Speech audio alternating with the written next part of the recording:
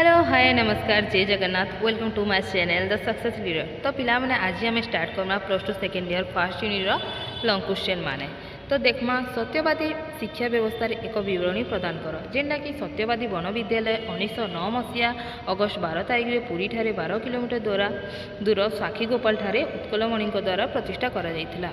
शिक्षा व्यवस्था 19 जन छात्र योगदान करते आउ शिक्षकता करते 5 जन शिक्षकता करते जे कि आमर फास्ट होछन आमर गोदावरीश मिश्र पंडित कृपा सिंधु मिश्र सत्यवादी वन विद्यालय शिक्षकता करते माने है मुक्ताकाश विद्यालय सार्वजनिक अवैतनिक शिक्षा मातृभाषा माध्यम शिक्षा नारी शिक्षार प्रसार विद्यालय गोष्ठी जीवन इत्यादि देखी नब टे नोट कर नब पिला रोचे नारी शिक्षार प्रसार विद्यालय गोष्ठी जीवन नूतन शिक्षादान पद्धति इत्यादि क्वेश्चन के नोट कर दियो। मोस्ट इंपोर्टेंट क्वेश्चन है जेनटा कि 7 मार्क रहे काका के मोर पढ़ाबार स्किल भल लगुच तो सब्सक्राइब कर दियो और तुम फ्रेंड मान को शेयर कर दियो से माने भी आसिकी पढ़ी पारबे। यदि तुमको केमसी सब्जेक्ट या तो केमसी टॉपिक रे जदि डाउट अच्छे मत कह कमेंट माध्यम रे जणाओ मुझे तुम डाउट क्लियर करबे।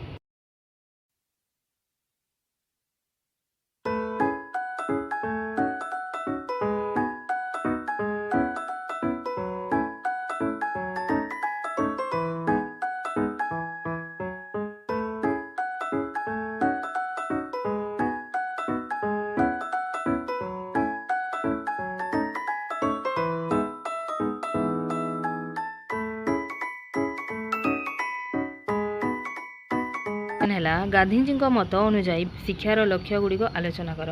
तो पिला माने एबे आमे शिक्षार लक्ष्य गुड़िक आलोचना करमा।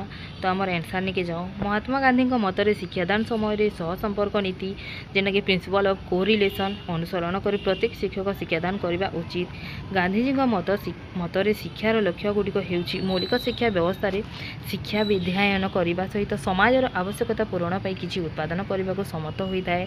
यह द्वारा शिक्षार्थी निजर विद्याध्यान हेउतिबा खर्च को भरणा करिबारे किछि अंशरे सफल हुए। जो शिक्षार्थी सूता काटी लुआ